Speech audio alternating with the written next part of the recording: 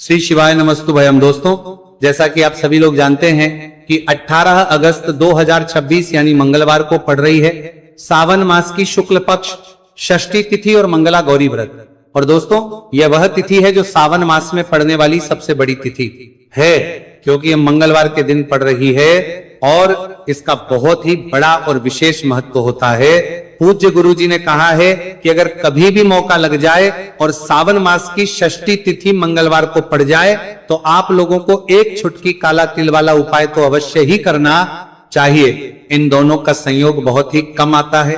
इसी के साथ में गुरुजी ने अपनी शिव पुराण कथा में बताया है कि इस दिन आपको एक छुटकी काला तिल वाला उपाय तो आपको अवश्य ही करना चाहिए, क्योंकि ऐसा दिन पूरे साल में सिर्फ एक ही बार आता है। और दोस्तों, आप सभी लोग जानते हो कि मंगलवार षष्ठी तिथि का अगर सबसे बड़ा कोई उपाय है तो वह एक छुटकी काला तिल वाला उपाय है। तो दोस्तों, मंगलवार षष्ठी तिथि के दिन आप लोगों को इस एक छुटकी काला तिल वाला उपाय को जरूर करना है। बहुत सारे लोग होंगे जिन लोगों ने इस उपाय को ना किया हो, मतलब पूरा साल निकल गया, उन्होंने किसी भी दिन इस छुटकी काला तिल वाला उपाय को ना किया हो। पर दोस्तों, आपके पास एक आखिरी मौका बचा हुआ है, जो कि 18 अगस्त मंगलवार षष्ठी तिथि के दिन है। इस दिन आप लोगों को इस वाले उपाय को जरूर कर लेना है। भले ही आपने पूरे महीने भर इस उपाय को ना किया हो, पर अगर आपने इस महीने के मंगलवार षष्ठी तिथि के दिन अगर इस वाले उपाय को कर लिया तो आपको इस उपाय को करने का वो फल मिलेगा जिसकी आपने कभी कल्पना भी नहीं करी होगी। इसीलिए आप लोग इस वाले उपाय को एक बार जरूर कर लेना है, ताकि आप लोगों के हाथ से यह मौका ना हमें आप पहुंचा रहा है जा सके और आपको इस उपाय को करने का फल मिल सके। दोस्तों, यह उपाय पंडित जी ने अपनी अभी की ही श्री शिव महापुराण की कथा में बताया है। उपाय को आज हम आपको बहुत अच्छे से समझाने वाले हैं। इस वीडियो को देखने के बाद इस उपाय को समझने के लिए आपको कोई और वीडियो को देखने की जरूरत नहीं पड़ेगी। तो चलिए दोस्तों, उपाय को शुरू करते हैं। देखिए, ये इस सावन मास के मंगलवार षष्ठी तिथि के दिन ये इतना खास होता है, इतना महत्वपूर्ण होता है, देखा गया है। कभी कभी बड़े बड़े पूजा पाठ अनुष्ठान से जो मनोकामना पूर्ण नहीं होते, वो सावन मास की मंगलवार षष्ठी तिथि के दिन एक छोटे से उपाय करने से ही आपकी मनोकामना पूर्ण हो है। और बहुत सारे लोगों ने इस उपाय को किया भी है और उनको इस उपाय को करने का फल भी जरूर मिला है। अगर आप लोग भी इस उपाय को करना चाहते हैं तो आप इस उपाय को पहले अच्छे से समझ लेना, सुन लेना, उसके बाद करना। आपको इस उपाय का फल जरूर मिलेगा। और इस उपाय को कर लेने से आपके घर में चाहे किसी भी प्रकार की दुहक और समस्या क्यों ना चल रही हो, आपको उसका कारण भी नहीं पता है कि भाई ये समस्या किस कारण से चल रही, उसका कुछ भी कारण हो सकता है। जैसे पितृदोष हो सकता है या किसी भी तरह का मंगल दोष भी हो सकता है। तो इस दिन आप लोगों को ये वाला उपाय कर लेना है। ये कैसा उपाय है? जिस उपाय को अगर किसी विशेष दिन पर किया जाए तो भाई उस विशेष दिन का जो है वो तो हमें मिलता ही मिलता है, पर हमने उस दिन पर इस उपाय को किया है तो हमें उससे भी बड़ा फल मिलता है। और फल बहुत जल्दी मिलता है, क्योंकि आप इस उपाय को बहुत ही बड़े और विशेष दिन पर रहे हो। तो चलिए अब उपाय के बारे में बात करते हैं, लेकिन उससे पहले आप लोगों को यह जानना आवश्यक है कि आखिर यह उपाय किस समय करना है, किसको करना है और कैसे करना है। तो चलिए हम आगे आपको वीडियो में एक एक करके बता देते हैं। लेकिन उससे पहले अगर आप लोग हमारे चैनल पर पहली बार आए हैं या फिर मेरी आवाज आज पहली बार सुन रहे हैं तो हमारे चैनल को सब्सक्राइब जरूर कर लेना और इस वीडियो को लाइक करके कमेंट बॉक्स में श्री शिवाय नमस्तुभयम ओम नमः शिवाय जरूर टाइप कर देना। तो दोस्तों, इस एक छुटकी काला तिल वाला उपाय को हमें इस मंगलवार षष्ठी तिथि के दिन कैसे करना है, किसको करना है, किस समय करना है और कहां पर करना है, ये सारे सवालों के जवाब आपको इस वीडियो में मिल जाएंगे। और जो ये वीडियो देखेगा भाई, उसको एक छुटकी काला तिल वाला उपाय जरूर करना चाहिए, क्योंकि इस दिन काला तिल का भी बहुत ही बड़ा और विशेष महत्व होता है। और बात आ जाए एक छुटकी काला तिल वाला उपाय की, तो ये सोने पे सुहागा वाली बात हो जाती है और ये एक बहुत ही बड़ा उपाय हो जाता है इस मंगलवार षष्ठी तिथि का। तो अब दोस्तों, इस एक छुटकी काला तिल वाला उपाय को आखिर करना किसको है, सबसे पहले हम लोग वो बात जान लेते हैं। तो देखो, घर की जो बड़ी माताएं बहनें होती हैं, उन माताओं बहनों में से कोई भी एक बड़ी माता बहन इस वाले उपाय को कर सकती है। और दोस्तों, अगर आप तो अपने घर में से सभी सदस्यों को भी इस उपाय को करवा सकते हैं। अगर किसी व्यक्ति की खुद की कोई मनोकामना है, खुद की कोई दुख और परेशानी है जो कि वह अपने लिए ही करना चाहता है इस वाले उपाय को, तो वो खुद अपने लिए भी कर सकता है। बाकी अगर कोई घर में से ऐसा है जो कि अपने पूरे घर परिवार की सुख और शांति के लिए ये वाला उपाय करना चाहता है, तो भाई वो भी कर सकता है, उसमें भी कोई दिक्कत वाली बात नहीं है। कहने का मतलब है कि इस उपाय को हर एक सदस्य भी कर सकता है और पूरे घर परिवार के सदस्य के लिए घर की बड़ी माताओं बहनों में से कोई एक माता बहन भी कर सकती है। माताएं बहनें अगर घर में उपस्थित ना हो या वह ये वाला उपाय ना कर पा रही हो, तो फिर घर का कोई बड़ा सदस्य भी इस एक छुटकी काला तिल वाला उपाय को कर सकता है, चाहे फिर वह पुरुष ही क्यों ना हो, उसमें कोई भी दिक्कत वाली बात नहीं है। उसके बाद में दोस्तों जो अगला प्रश्न निकल आता है वो ये आता है, इस उपाय को लेकर के आखिर इस उपाय को हमें किस समय करना है, सुबह के समय करना है कि शाम के समय करना है? तो देखो, इस वाले उपाय को आप लोग सुबह के समय भी कर सकते हो और शाम के समय प्रदोष काल में भी कर सकते हो। अब अगर आप पूछो कि भाई साहब सबसे उत्तम समय कौन सा रहेगा इस एक छुटकी काला तिल वाला उपाय को करने का, तो हम आपसे बस यही कहेंगे कि इस उपाय को आप सुबह के समय करेंगे तो ज्यादा बेहतर होगा। बाकी अगर प्रदोष काल शाम के समय भी करेंगे तो भी अच्छा होगा, उसमें कोई भी दिक्कत वाली बात नहीं है। तो अब दोस्तों जो अगली सबसे बड़ी और महत्वपूर्ण बात आती है वो ये आती है कि सुबह अगर हम उपाय को करेंगे तो हमें कितने बजे से लेकर कितने बजे तक के बीच में करना है, और शाम के समय प्रदोष काल में करेंगे तो हमें कितने बजे से लेकर कितने बजे के बीच में करना है। तो देखो, सुबह जितनी जल्दी हो सके आप उपाय को करने की कोशिश करना कि अगर किसी कारणवश लेट भी हो जाओ, थोड़ी देर भी हो जाए तो 10 या 11 बजे तक भी आप उपाय कर लेना, पर 12 बजे से ज्यादा देरी ना हो, ठीक है, इस बात का ध्यान रखना। उसके बाद में दोस्तों अगर शाम के समय प्रदोष काल की बात करें, प्रदोष काल का जो समय है होता है वो शाम के 6 बजे से शुरू हो जाता है, मतलब शाम के 6 बजे से लेकर 7 बजे के बीच का जो समय होता है यह समय प्रदोष काल का समय होता है। तो आप उपाय को 7 या 8 बजे के बीच में भी कर सकते हो, मतलब शाम के 6 बजे से रात 8 बजे के बीच में आप कभी भी इस वाले उपाय को कर सकते हो, उसमें कोई भी दिक्कत वाली बात नहीं है। देखिए, यदि आपके जीवन में संकट बहुत ही अधिक चल रहे हो, समस्याएं बहुत ही अधिक चल ही हो, एक एक रूप खर्च करने आपको बस ओढ़ रहा है, भूमि से जुड़ी हुई कोई भी समस्या हो या फिर आपके विवाह से जुड़ी हुई कोई भी समस्या हो या आपके व्यापार से जुड़ी हुई कोई भी समस्या हो, तो आपकी ये सारी समस्या इस मंगलवार षष्ठी तिथि के दिन समाप्त होने वाली है।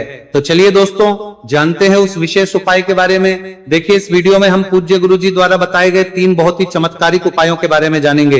देखिए, ये जो उपाय है आपके जीवन से दुर्भाग्य का तो अंत करेंगे ही, साथ ही साथ यदि आपके जीवन में धन की समस्या चल रही है तो वह सभी भी आपकी समाप्त हो जाएंगी। देखिए, गुरुजी ने बताया है कि जब भी मंगलवार षष्ठी तिथि का दिन पड़े तो हमें कर्ज मुक्ति के लिए कुछ उपाय करने चाहिए। इसी के साथ हमें धन प्राप्ति, भूमि से जुड़े कार्यों और विवाह के लिए भी उपाय करने चाहिए। तो चलिए दोस्तों जानते हैं गुरुजी द्वारा बताए गए सबसे पहले उपाय के बारे में। देखिए, यह उपाय विशेषकर उन लोगों को करना है जिनकी भूमि से जुड़ी कोई भी समस्या चल रही हो, यानी कि उनकी भी जमीन से जुड़ी हुई समस्या चल रही है, यानी कि जो लोग मकान खरीदना चाहते हैं या फिर उनका खेत से जुड़ा कोई भी केस चल रहा है या फिर जिनके भी विवाह में विलंब हो रहा है या फिर जिन भी लोगों के जीवन में कर्ज बहुत ही अधिक बढ़ने लगा है, कर्ज जो है वो चुका नहीं पा रहे हैं, तो गुरुजी ने कहा है कि ऐसे लोगों को यह उपाय करना चाहिए। देखिए, इस उपाय के लिए आपको थोड़े से काले तिल ले लेने हैं। देखा, आपको मात्र 1 चुटकी काले तिल ले लेने हैं। इसी के साथ में आपको थोड़ा सा शहद ले लेना है। फिर सबसे अंत में आपको 1 लोटा शुद्ध जल ले लेना है। तांबे के पात्र के अंदर आपको अपने घर से शुद्ध जल ले लेना है और इन सभी सामग्रियों को आपको लेकर के पहुंच जाना है भगवान शिव के मंदिर में। देखिए, पूज्य गुरुजी ने बताया है कि इस उपाय को आप सुबह से लेकर के शाम तक किसी भी समय में कर सकते हैं। देखिए, मंदिर पहुंचने के आप जो काले तिल लेकर के गए थे उनमें आपको थोड़ा सा शहद लगा लेना है।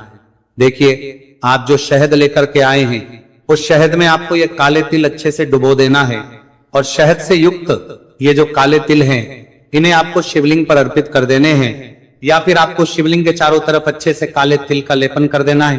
पूज्य गुरुजी ने बताया है कि लेपन करते समय यदि आपके जीवन में कर्ज से जुड़ी समस्याएं चल रही हैं, लेपन करते समय आपको आर्यन मुक्तेश्वर महादेव का स्मरण करना है या फिर आपके जीवन में विवाह से संबंधित या फिर जमीन से संबंधित कोई भी समस्या चल रही है तो फिर आपको मंगलेश्वर महादेव का स्मरण करना है। इसके बाद जो आप जल लेकर के आए हैं उसे आपको धीरे धीरे शिवलिंग पर अर्पित कर देना है तथा आपको लगातार शिव महापुराण के मूल मंत्र श्री शिवाय नमस्तुभयम इस मंत्र का जाप करते रहना है। पूज्य गुरु जी ने बताया है कि सिर्फ एक मंगलवार षष्ठी तिथि यह उपाय करके देखना और आप स्वयं देखेंगे कि 2 से 3 महीने के अंदर आपके जीवन से जुड़ी हुई जो भी समस्याएं हैं बस सभी समस्या बहुत ही जल्द महादेव की कृपा से दूर होने लगेगी।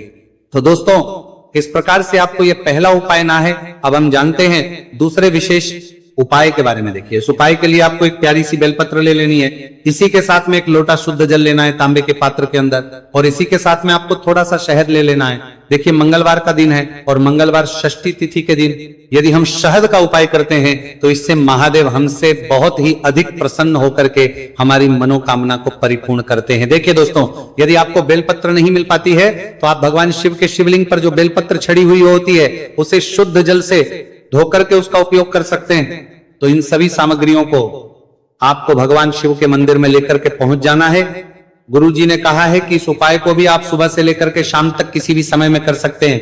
देखिए मंदिर पहुंचने के बाद आपके पास जो एक बेलपत्र है और बेलपत्र की जो सबसे बड़ी वाली पत्ती होती है और उसकी जो चिकनी साइड होती है उस पर आपको अच्छे से शहद का लेपन कर देना है।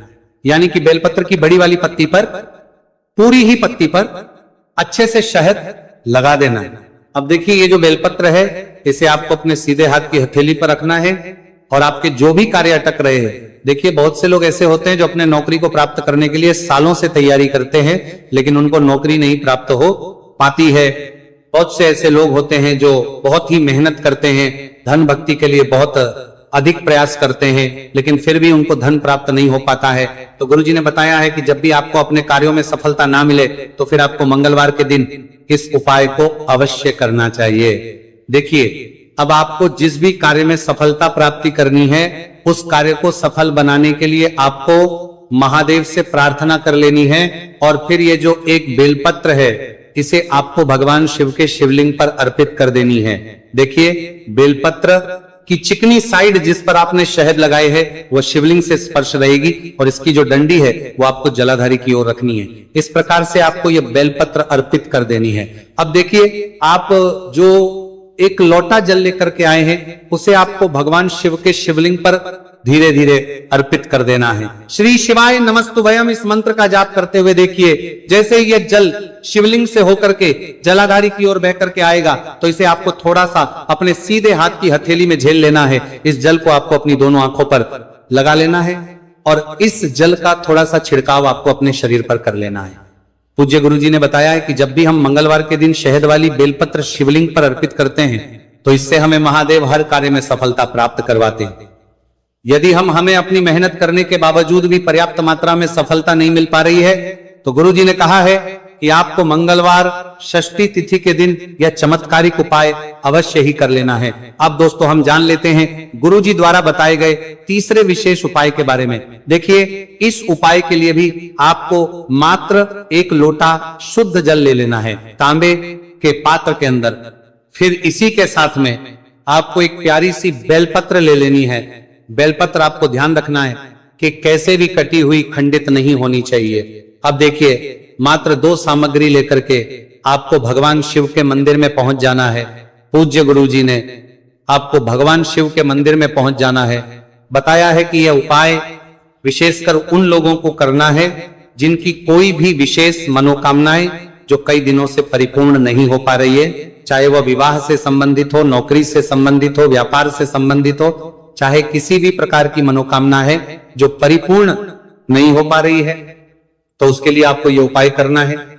देखिए इस उपाय को भी आप सुबह से कि शाम तक किसी भी समय में कर सकते हैं। देखिए मंदिर पहुंचने के बाद सबसे पहले तो आप बेलपत्र लेकर के आए हैं, उसे आपको अपने सीधे हाथ की हथेली पर रखना है और आपको महादेव से प्रार्थना करनी है कि हे मेरे महादेव, मेरी ये जो मनोकामनाएं बहुत दिनों से अधूरी है, मैंने कई प्रकार के उपाय कर लिए हैं, कई प्रकार के व्रत कर लिए हैं, लेकिन अभी तक मेरी मनोकामना परिपूर्ण नहीं हो पाई है।